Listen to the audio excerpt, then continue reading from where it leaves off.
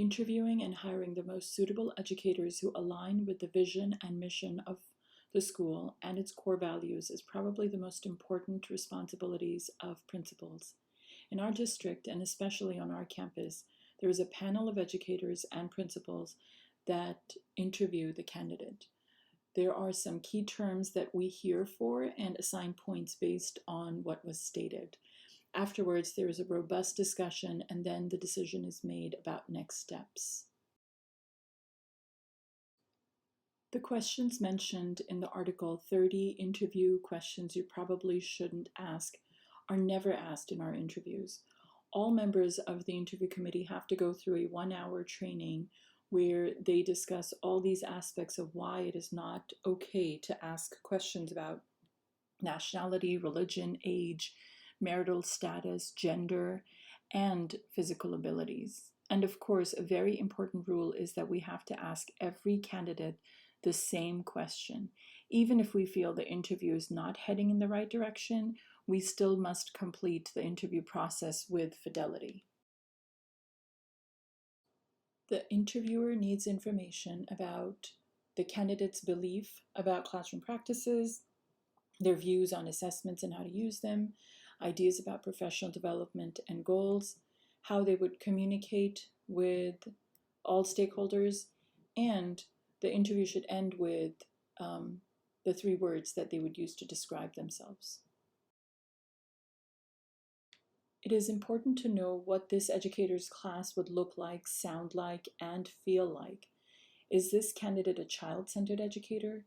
The best way to find that out is to see a model lesson executed in a classroom. A small panel can observe the candidate's interactions with the learners and the learners' interactions with each other. Another possibility could be if the candidate has a portfolio with pictures of her learning environment or videos of her teaching. The candidate must know the basic difference between formative assessments and summative assessments. I would want to know how they use both types of assessments with their learners. I would ask the candidate what their idea of an ideal professional development is, how they improve the quality of their craft, and where they see themselves in 5 to 10 years. As far as communication is concerned, I would ask questions about discipline, especially when it comes to other learners on campus. I would want to hear that all learners are our responsibility, not just my class. I would want to know how this educator would deal with conflicts and would want to know about their thoughts about parent communication. The best way for getting this information would be by presenting scenarios. What would you do if you see other learners in the building misbehaving? How would you resolve a conflict with a colleague? What would you do if there's a lesson idea presented by a colleague that you don't like? What would you do if a parent is not happy with their child's progress? And I would listen very closely to the answers shared by the candidate. I would want to end the interview with how the candidate would describe themselves. It would give me an idea of what is most important aspect of their personality for them, and in their opinion, what others value in them. Asking them what questions they have for us also gives a lot of valuable information.